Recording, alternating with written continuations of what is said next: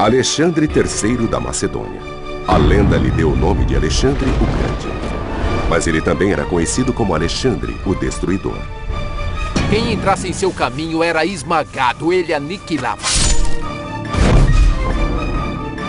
Alexandre se considerava um deus. Seus admiradores o consideravam um gênio militar.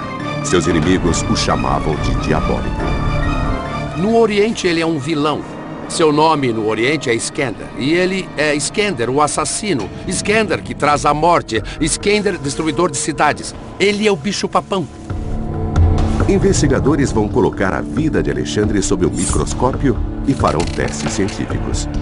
Eles vão mostrar como ele usou as armas de destruição em massa de sua época para vencer seus inimigos. Um psiquiatra vai analisar a personalidade de Alexandre para desvendar o que o impulsionou nessa busca pela dominação do mundo e o que o levou ao massacre de milhares. Tudo para revelar como ele se compara a outros ícones do mau comportamento.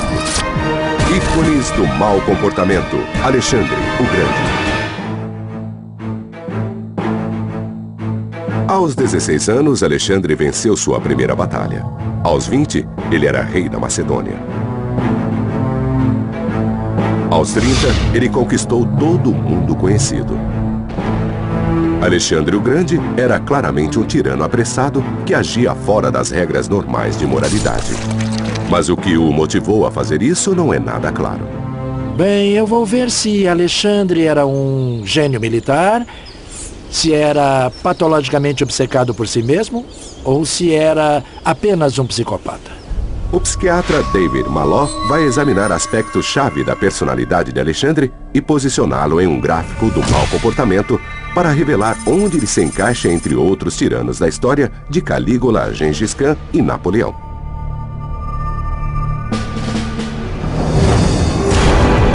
As histórias de horror são muitas. Ele não só destruiu cidades e matou soldados, também massacrou mulheres e crianças inocentes. Se estivesse do lado oposto a Alexandre, essa poderia ter sido uma das experiências mais devastadoras de sua vida. Ele liderou seu exército numa marcha forçada pelo deserto e 25 mil homens morreram. Ele matou seu amigo mais próximo numa fúria alcoólica. Ele crucificou 2.000 homens que ousaram enfrentá-lo e pode ter ajudado no assassinato de seu próprio pai. É uma ficha devastadora, mas o registro histórico é nebuloso. Fontes antigas apresentam diferentes Alexandres. General carismático, deus vivo, megalomaníaco, assassino psicótico. Quase todos os registros são baseados num texto chamado As Proezas de Alexandre, escrito durante sua vida por um historiador particular. Esse registro agora está perdido, mas esteve disponível para historiadores antigos que o usaram como fonte. E cada um tem seu próprio ponto de vista sobre a personalidade de Alexandre.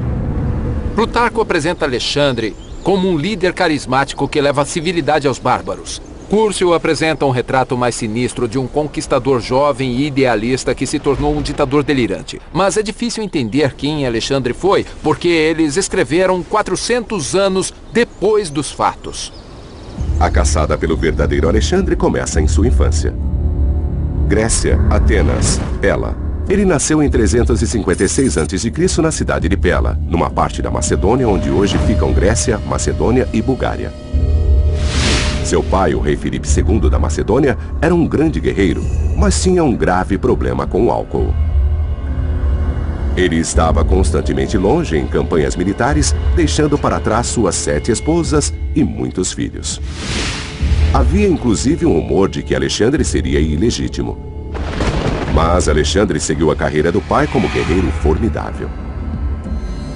Sob o comando de seu pai, o primeiro sucesso militar de Alexandre ocorreu aos 16 anos. Sua mãe, Olímpia, era exaltada, impulsiva e decidida a fazer o que fosse preciso para assegurar que o próximo rei da Macedônia fosse seu filho Alexandre. Ele era um filhinho da mamãe. Até o dia de sua morte, Alexandre escreveu várias cartas à sua mãe. E é verdade que ele era bem parecido com o pai. Eles foram reis, foram líderes militares, mas ele era mais próximo da mãe. Para o psiquiatra David Maloff, não é nenhum mistério. A raiz do mau comportamento de Alexandre está em seus pais. Alexandre se espelhou no pai como um grande herói militar, apesar do pai ser completamente ausente. No entanto, a mãe estava em cena, dizendo que ele era especial, que ele devia realizar coisas grandiosas. Dramas da vida real agitam a família real quando, dentro do teatro de Virgínia, o rei Felipe é assassinado por um de seus seguranças, Pausânias.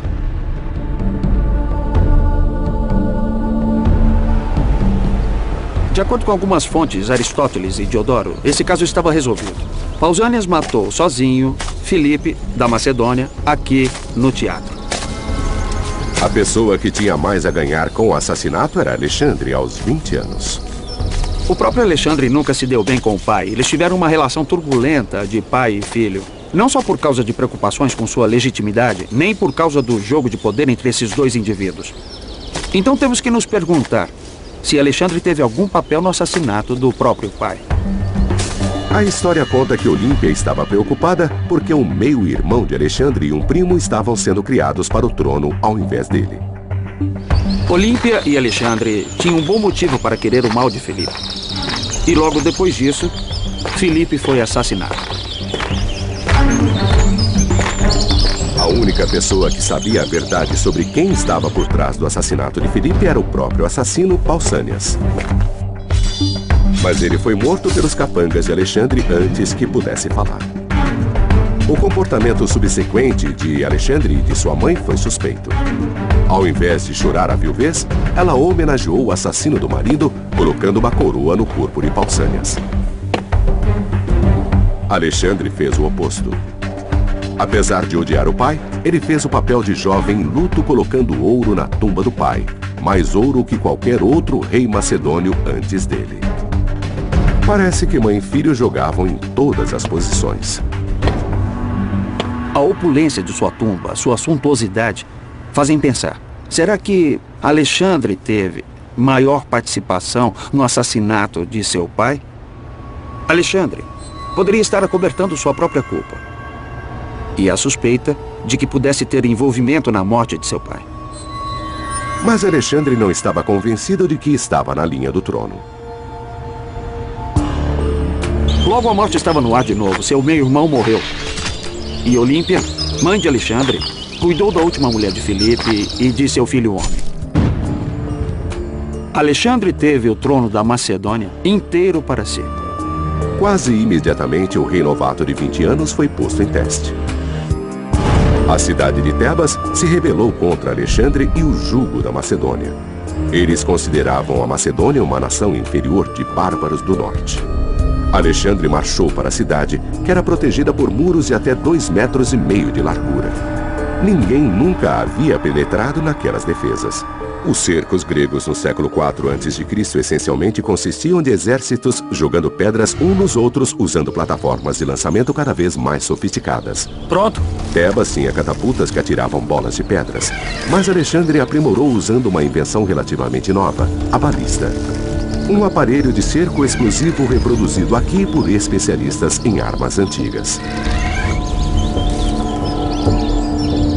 Existiam armas na configuração ou no formato de uma balista, só que ao invés de uma mola flexível, nela há 2 braços rígidos que não se dobram. E eles são suspensos num feixe de cordas que é pré-tensionado e depois torcido. E isso armazena muita energia.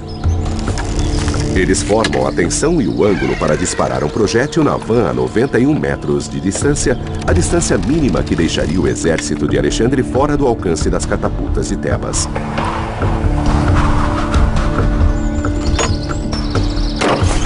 Mas Alexandre precisa de mais do que um golpe direto.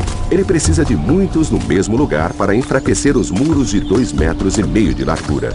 Na primeira tentativa, os projéteis caem perto, a 15 metros. Ainda mantendo a distância de 91 metros, os especialistas mudam o ângulo de disparo e aumentam a tensão, empurrando a munição mais para trás.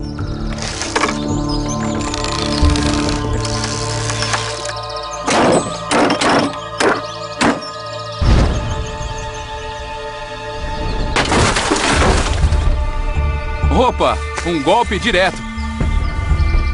Isso prova que os homens de Alexandre podiam operar a balista fora da linha de tiro das catapultas do inimigo.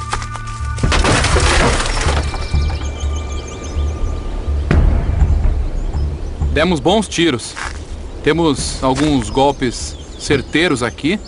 E certamente esse aqui foi o nosso melhor tiro. O que realmente demonstra o poder destrutivo disso é o fato de que toda a lateral da van ficou amassada. Isso pode fazer bastante estrago. A arma de Alexandre possibilitou que ele alcançasse além dos muros de Tebas, terminando para sempre com a proteção que as cidades tinham por trás de largos muros. Desse ponto em diante, não tinha mais para onde correr. Não havia lugar livre do exército de Alexandre. Mais de 6.000 pessoas em Tebas foram mortas. A cidade, um dia grandiosa, foi derrubada por um jovem recém-saído da adolescência. Não se deixe enganar pela imagem heróica. Por trás da beleza juvenil de Alexandre, basicamente era um Saddam Hussein. Num minuto ele era seu melhor amigo, no outro estava cortando sua cabeça. Então, quando a cidade de Tebas se rebelou, ele não só a puniu, ele a destruiu. Ele basicamente disse a todas as outras cidades gregas: me enfrentem e corram os riscos. E quer saber, funcionou. Em Tebas, 30.000 sobreviventes, inclusive mulheres e crianças, foram vendidos como escravos. Alexandre aterrorizou o resto da Grécia para submetê-la. Ela nunca mais se rebelaria contra Alexandre. Agora, ele estava pronto para aterrorizar todo o mundo conhecido. Alexandre o Grande, aos 20 anos, destruiu a cidade rebelde de Tebas. Agora ele planejava uma campanha militar que nem seu pai realizou. Ele estava prestes a tomar o poderoso Império Persa. A cabeça de ponte da grande invasão de Alexandre foi a cidade de Troia, cenário de lendárias batalhas entre gregos e troianos. Troia. Para Alexandre, era uma peregrinação. Ele foi criado ouvindo histórias sobre guerreiros gregos, principalmente do super-herói Aquiles.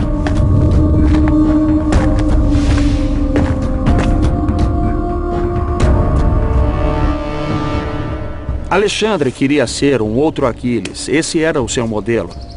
A mãe de Aquiles disse que ele teria uma escolha na vida. Ele poderia morrer velho e ser esquecido, ou morrer jovem e ser lembrado para sempre. Alexandre, então, fez a sua escolha quando chegou aqui em Troia. Alexandre tinha bons motivos para se sentir próximo de Aquiles e acreditar que ele também tinha um grande dom. Era tudo coisa de sua mãe. A mãe de Alexandre era muito ambiciosa. Fazia com que ele se sentisse especial, dizendo que ele faria coisas grandiosas. Na verdade, ela talvez tenha dito que ele era descendente dos deuses. Isso foi reforçado por seus tutores, que deram a ele o título de Aquiles, o maior guerreiro grego de todos. Depois de prestar homenagens a seu herói, Alexandre seguiu para a Pérsia, inimiga de longa data dos antigos gregos. Aqui, nas margens do rio Grânico, ele enfrentou as forças do rei Dario III. Com Felipe fora do caminho, Alexandre herdou a conquista da Pérsia e justificou isso como uma punição pelos persas terem profanado os templos gregos durante a Guerra da Pérsia. Era uma cruzada, uma guerra de vingança contra um antigo ato terrorista acontecido mais de um século antes. Claro que era só uma desculpa. Alexandre invadiu a Turquia e encontrou um exército persa enviado para cá para detê-lo nas margens do rio Grânico.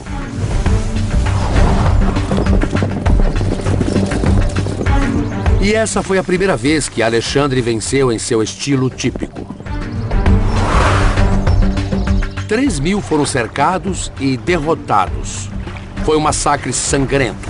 Outros 2.000 se renderam, mas foram vendidos como escravos por Alexandre, como um aviso para que não o enfrentassem. Uma vitória impressionante. De acordo com fontes, Alexandre perdeu menos de 200 homens e fortaleceu a crença de que seria o novo Aquiles. Os persas estavam na defensiva e a Turquia agora pertencia a Alexandre. Depois de assegurar a Turquia, ele não seguiu a estratégia óbvia. Ele não correu para o leste para assegurar os portos do leste do Mediterrâneo antes que os persas pudessem reforçá-los. Ele seguiu para o norte, para um lugar chamado Górdio, o que pode parecer bastante bizarro, caso você não conheça a lenda do nó Górdio. A história contava que no palácio dos antigos reis da Frígia havia um nó, que amarrava um carro de boi a uma estaca no chão. E esse nó era impenetrável. Durante séculos ninguém pôde desfazê-lo. E diziam que quem o desfizesse seria senhor de toda a Ásia. Alexandre não pôde resistir à tentação de se arriscar nisso, no teste maior. Ele foi a Górdio, ficou diante do nó. Mas ao invés de tentar desfazê-lo, como todo mundo havia feito, ele simplesmente pegou sua espada e o cortou. Foi uma solução bem no estilo de Alexandre. Ir diretamente ao ponto, de preferência com uma arma na mão. Ele deixou Górdio com a profecia de que seria o senhor de toda a Ásia. Alexandre conquistava países no mundo antigo como um turista escolhe destinos em um mapa. Ele criou sua própria lenda no caminho. Jogou por suas próprias regras. Desfazer nós? Isso era pra gente pequena. É como mentir para entrar em Harvard. Só que depois você diz a todo mundo que aquilo era legítimo e foi uma maneira nova de entrar. Alexandre precisava de evidências continuadas de que ele era especial e quase divino. Alexandre foi bem sucedido na divulgação de sua lenda. A imagem dele de herói bonito, constituído como um deus, sobrevive até hoje. Sua verdadeira aparência física talvez não fosse a de um deus. Uma teoria diz que ele sofria de uma deformidade da coluna chamada de escoliose, porque muitas de suas estátuas são viradas de lado. Fontes antigas também escreveram que ele era 10 centímetros mais baixo que a média dos homens, tendo, portanto, 1,70 m de altura. Mas o que Alexandre possuía, mais que altura ou aparência, era uma enorme autoconfiança. A adoração de sua mãe ajudou, assim como seu autoproclamado destino divino. Juntos, esses atributos o levaram ao fim do mundo para depois voltar. 332 a.C. Alexandre o Grande venceu os persas no que é hoje a Turquia. Agora ele buscava sua próxima conquista. Ele almejava a cidade fortificada de Tiro, numa ilha a 800 metros da atual costa do Líbano. Tiro. Atacar a ilha de Tiro era quase suicídio. Essa era uma cidade que não podia ser vencida. Você tinha que se aproximar de barcos e atacar aqueles muros imensos. Era impossível. Mas assim como mostrou com o nó Górdio, impossível não era uma palavra aceita por Alexandre. Alexandre mudava as regras. Ele criou uma estrada do continente para a ilha para que ela não ficasse mais isolada. Agora ela fazia parte da costa. A estrada permitiu que Alexandre disparasse suas temidas balistas. Elas atacavam a cidade e o resultado era terrível. Alexandre invadiu a cidade, matou 8.000 cidadãos e crucificou 2.000 soldados inimigos nesta praia. A brutalidade de Alexandre, estuprando mulheres e matando todos os prisioneiros, repercutiu em toda a Ásia. E o medo e o choque psicológico fizeram com que várias cidades imediatamente abrissem seus portões e se submetessem a Alexandre, para não encararem a derrota e a morte. A mensagem era clara: não mexam com Alexandre. Para Alexandre, Tiro foi a confirmação de seu destino como Deus. A Ásia agora pertencia a ele, como dizia a profecia. Alexandre continuava a acreditar que era especial. Quando alguém tentava resistir, ele encarava isso como uma afronta pessoal. Ele não somente derrotava, mas também massacrava. Isso também servia como exemplo para o resto do mundo. Grécia, Turquia, Síria, Líbano, Israel, Egito. Depois de lutar por 3 anos, o Império de Alexandre cobria 647.000 quilômetros quadrados, 5 vezes o tamanho da Grécia moderna. Ele tinha apenas 23 anos. O próximo na sua lista era o Egito. Tomados pela Pérsia, os egípcios receberam Alexandre como um libertador. Livres do controle persa, eles o coroaram faraó. Para Alexandre, o Egito tinha uma atração especial. Ele lidera um seleto grupo de homens numa misteriosa expedição até um oásis distante no deserto.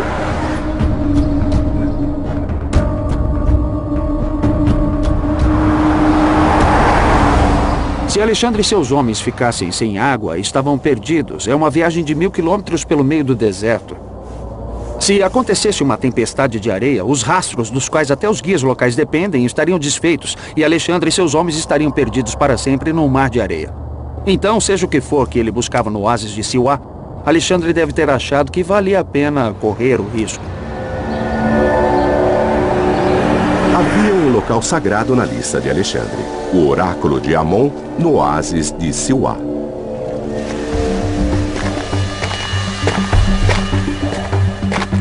Como para qualquer viajante do deserto, deve ter sido um momento mágico e revigorante para Alexandre ver as intermináveis areias amareladas do deserto substituídas pela água azul e o verde das palmeiras no oásis. Alexandre não veio aqui pela paisagem. Ele estava em busca de respostas. O oráculo era um lugar onde os antigos consultavam os deuses por via do sacerdote residente. Primeiro, Alexandre decidiu acabar com qualquer rumor de que estava envolvido no assassinato de seu pai. Ele perguntou ao sacerdote se o culpado foi punido. O sacerdote disse que sim. Caso encerrado. Então, se pensarmos no possível envolvimento de Alexandre na morte de seu pai e da necessidade de constantemente se livrar dessas acusações aos olhos do público, então essa viagem até Siwa para fazer essa pergunta passa a fazer mais sentido.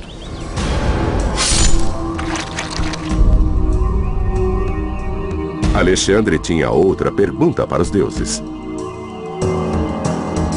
Ele conquistaria todo o mundo? Ele recebeu sua resposta em grego truncado. Dizem que o sacerdote tentou dizer a ele em grego, "Ó pai Dion, querido filho." Mas seu grego não era muito bom, e ao invés disso ele teria dito, "Ó pai Dios, filho de um deus." Então, Alexandre saiu de Siwa não só homem, mas acreditando ser um deus. Alexandre ouvia o que queria ouvir e acreditava no que queria acreditar. Seu ego não conhecia limites. O incidente no templo deve ter sido música para os seus ouvidos. Ele alimentou seu narcisismo, alimentou aquela imensa vaidade. Alexandre tinha uma necessidade de ser especial e único. Ele já tinha feito muitas coisas, mas queria ampliar essa ideia de que era único para o mundo ao seu redor. Agora Alexandre estava convencido de que era um deus. O oráculo havia dito. Era hora de testar seus novos poderes no antigo inimigo. No mesmo ano em que Alexandre foi até o oráculo de Siwa, ele enfrentou novamente o rei persa Dário em uma batalha num lugar chamado Gaugamela. Corria a notícia de que o rei Dario tinha reunido um exército de 250 mil homens, 5 vezes maior que o de Alexandre. Mas Alexandre não se desconcertou. Ele aproveitou a oportunidade para guerrear com seu inimigo pelo reinado da Ásia e para encerrar a questão de uma vez por todas. Em outubro de 331 a.C., o embate entre Alexandre e os persas aconteceu em Gaugamela, hoje norte do Iraque. A história conta que, apesar de ter 5 vezes menos homens, Alexandre manobrou sua força com habilidade excepcional. Ele liderou pessoalmente sua pouca cavalaria até que abrissem um buraco nas linhas inimigas em um momento crítico.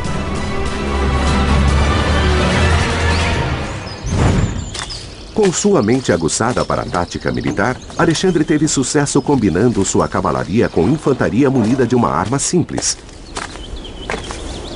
Sua infantaria macedônia estava armada com a sarissa, uma lança afiada de 5,5 metros de comprimento. Seus homens encararam o inimigo usando uma formação de falange. Uma equipe vai testar o sucesso da sarissa na formação de falange. Nesse agrupamento, as longas lanças levadas por todos os homens, até mesmo os que ficam 4 fileiras atrás, são armas eficazes. Isso tem uma vantagem, comparado ao estilo de luta só com os homens da frente. Uma fileira de cada vez.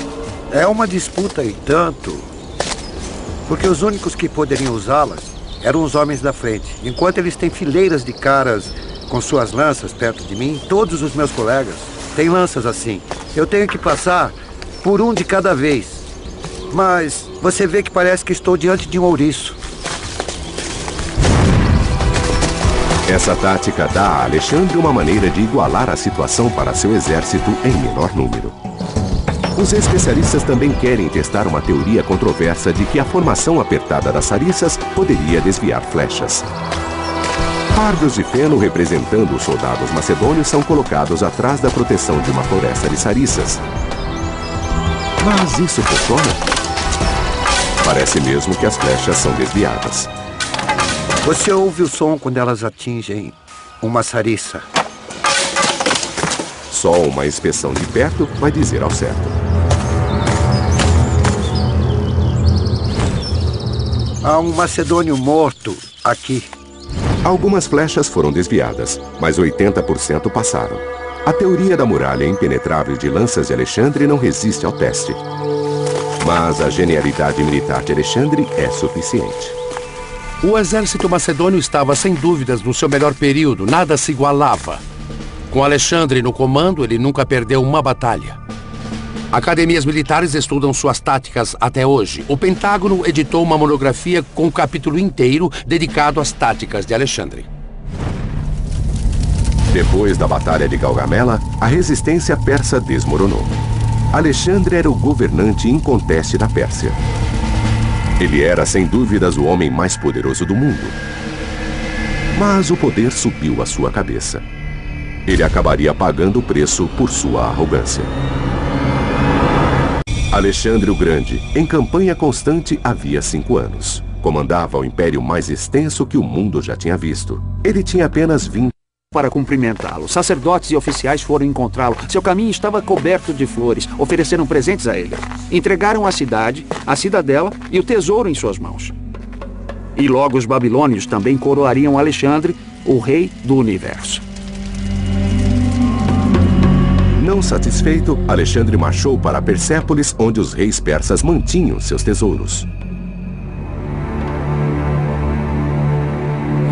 Ele saqueou 180 mil talentos de ouro e prata, o equivalente a mais de 4 bilhões de dólares hoje. Alexandre era um conquistador em série. Mas, como seu pai, ele bebia demais. E como seu pai, era um péssimo bêbado.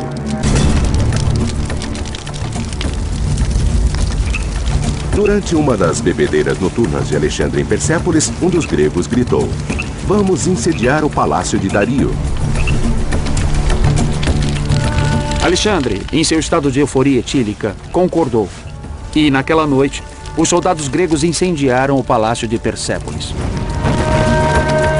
O próprio Alexandre atirou a primeira tocha e depois assistiu enquanto uma das construções mais bonitas do mundo antigo virava fumaça. Alexandre tinha que dar a seus homens algo para celebrar a vitória, e depois disso tudo houve uma campanha de vingança contra os persas. Mas à luz do dia, quando as cinzas baixaram em Persépolis, talvez Alexandre tenha começado a se arrepender de sua decisão eufórica.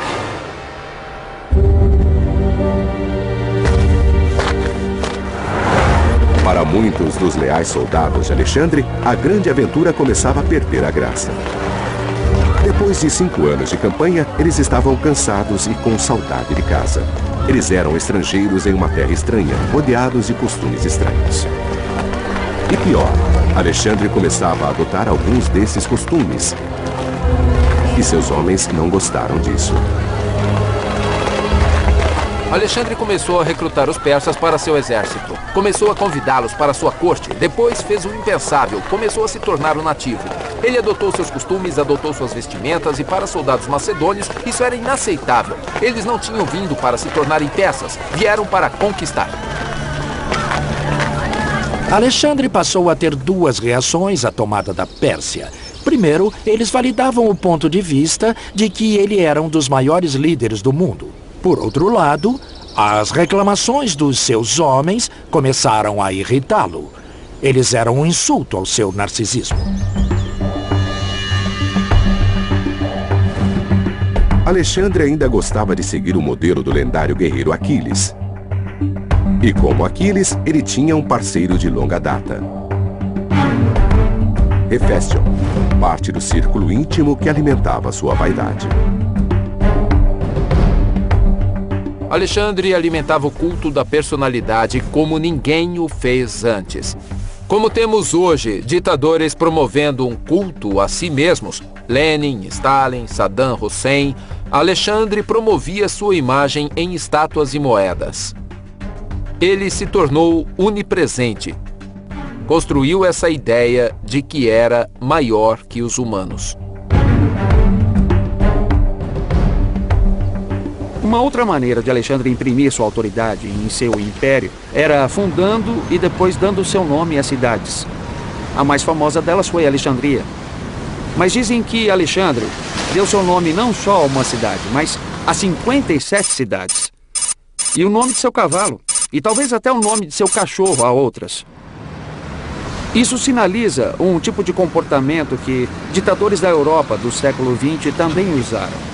Isso enfatiza a necessidade dele em imprimir uma autoridade no local, mas também um desejo e uma crença de imprimir sua lenda na história para todo sempre. E a maneira de fazer história era continuar vencendo batalhas e expandindo o império. Os soldados podiam querer ir para casa, mas Alexandre não deixava. Ele precisava de reforço constante no seu desejo por fama e glória. Alexandre queria conquistar o mundo porque ele precisava ser especial. A pessoa mais poderosa do mundo. Ele agora tinha tanto descaso pelos outros que escolheu uma esposa persa, sem se importar em como isso ofenderia seus soldados. O casamento com uma noiva estrangeira, uma princesa persa, era uma grande política para os persas, mas era ultrajante para os soldados. Ele arruinou sua reputação com os macedônios. Para piorar a situação, Alexandre ordenou que seus homens, quando em sua presença, fizessem a prosinese, o ato de se prostrar em obediência. Para os gregos, essa era uma honra reservada somente aos deuses. Se Alexandre sabia do descontentamento, não demonstrou nenhum sinal de preocupação. Logo, um plano de assassinato estava no ar. Um homem chamado Filotas e seu pai Parmênio foram acusados de tentativa de assassinato de Alexandre. Era uma acusação grave. Mas Alexandre a levou tão a sério porque, pouco antes disso, Filotas tinha dito a Alexandre que todo o seu sucesso em campanhas militares não era devido ao seu gênio, mas ao de Parmênio, seu general, pai de Filotas. Foi esse insulto à sua habilidade e ao seu sucesso que talvez tenha feito Alexandre levar essa teoria conspiratória tão a sério. Alexandre decidiu se livrar desse probleminha rapidamente. Ele não esperou um julgamento ser feito. Mandou assassinos matarem Filotas e Parmênio.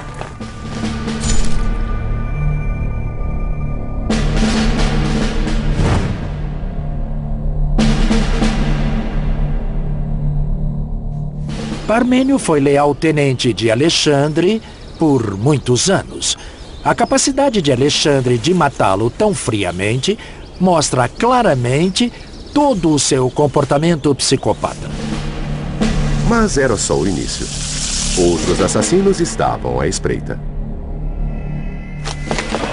Apenas 2 anos depois, a mesma coisa aconteceu. Um amigo de Alexandre se excedeu e logo foi acusado de tentativa de assassinato.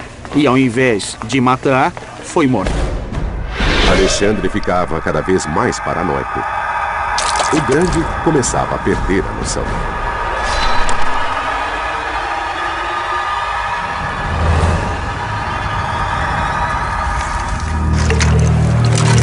Alexandre recorreu à bebida de novo com consequências devastadoras. Em outra bebedeira com seus companheiros, Alexandre falou sobre seu pai Felipe. Ele lamentou o fato de Felipe nunca ter reconhecido suas realizações. Clito, que era um dos generais de Alexandre, disse: "Você desonra seu pai dizendo que é filho de um deus. Felipe foi melhor general do que você jamais será." Enfurecido, Alexandre pegou uma lança e avançou em Clito, matando-o instantaneamente. De acordo com fontes, Alexandre se encheu de remorso. Ele tentou se matar com uma lança e teve que ser contido. Clito era um dos amigos mais antigos de Alexandre. A tentativa de suicídio e a reclusão em sua tenda por 3 dias podiam ser uma dramatização inteligente, algo para satisfazer as tropas, mas pareceu ser algo muito sentido. Houve remorso. Esse foi um crime de paixão e exasperação cometido pelo álcool. Agora os planos de assassinato vinham rápida e furiosamente. O mundo de Alexandre se desenredava e o poder escapava de suas mãos.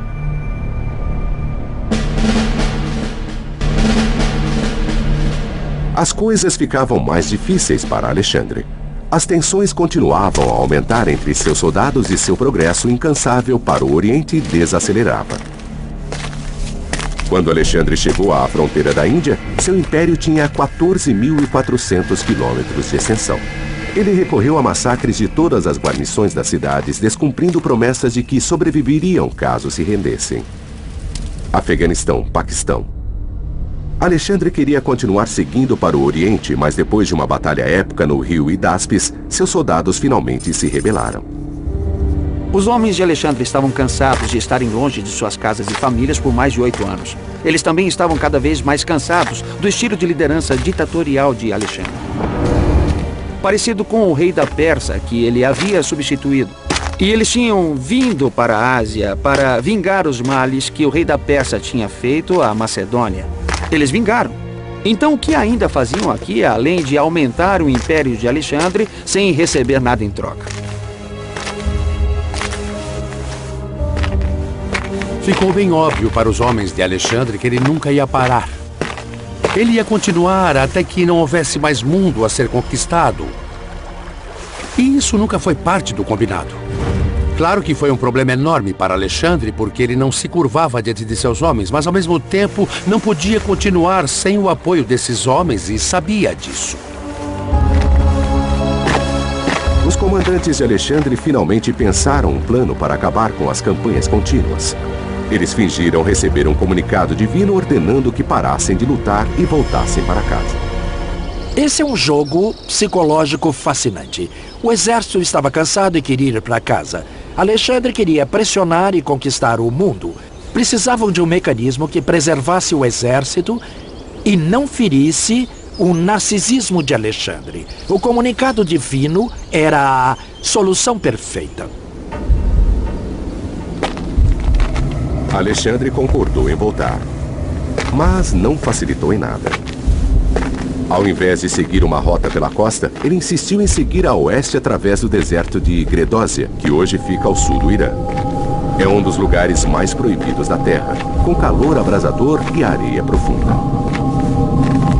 Não havia água suficiente e logo nem comida.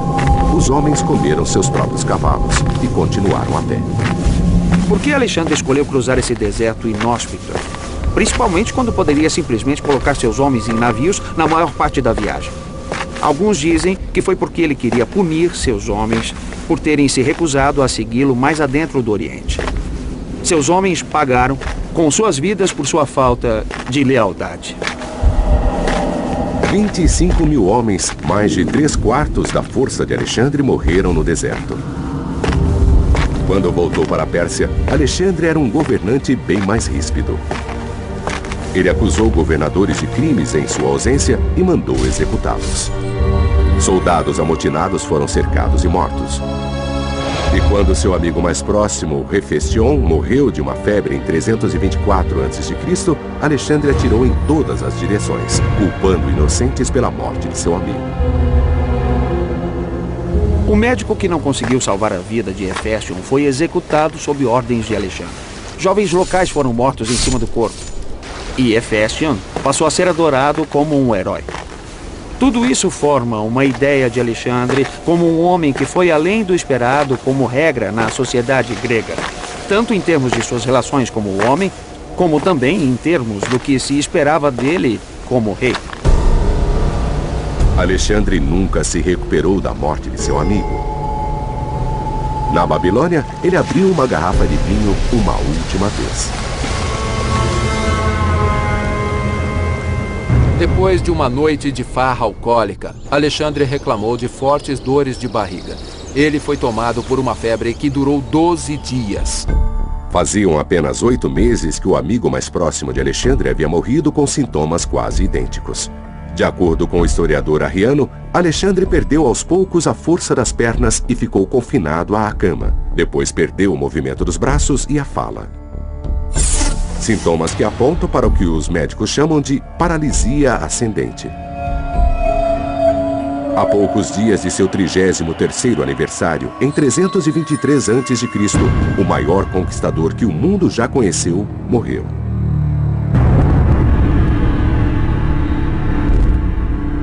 O médico da emergência, Dr. Rahim Valani, explica a causa da morte de Alexandre. O candidato mais óbvio à doença fatal é a malária. Sabemos que a malária foi endêmica naquela época e que Alexandre viajou a muitos países e regiões diferentes. Então, ele pode ter contraído a doença em qualquer ponto de qualquer uma dessas regiões endêmicas da malária. Mas nesse caso em particular, acho que ela não foi a culpada pela morte de Alexandre. Apesar do que parecem ser sintomas da malária, o Dr. Valani acredita que há uma explicação mais plausível. O que eu concluo é que Alexandre morreu de uma febre tifoide devido aos sintomas que se encaixam classicamente nessa apresentação.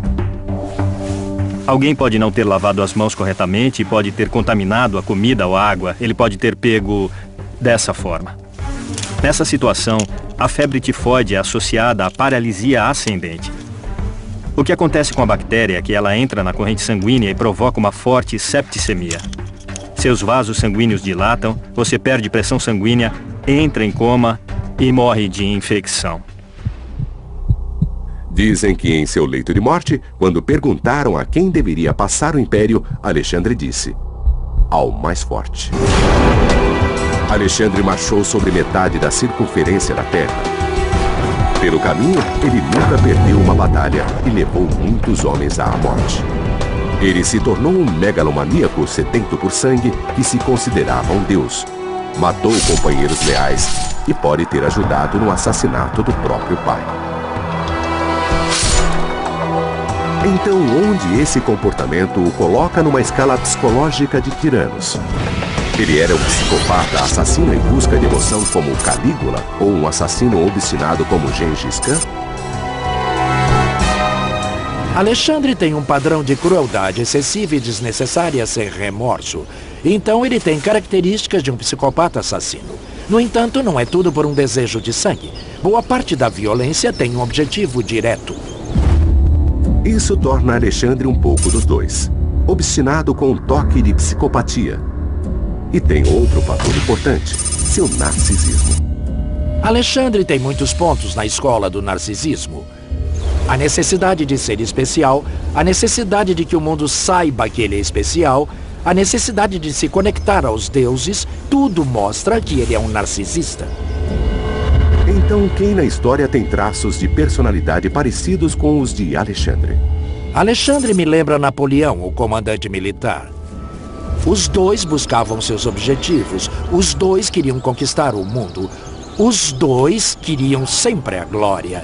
E os dois acreditavam que estavam certos. Levado por uma crença obsessiva, Alexandre construiu o maior império que o mundo já viu. Apesar de ter grandes traços de crueldade, seu biógrafo fez questão de que ele fosse lembrado por sua habilidade militar. Por isso, mais de 2000 anos depois, ele ainda é conhecido como Alexandre, o Grande.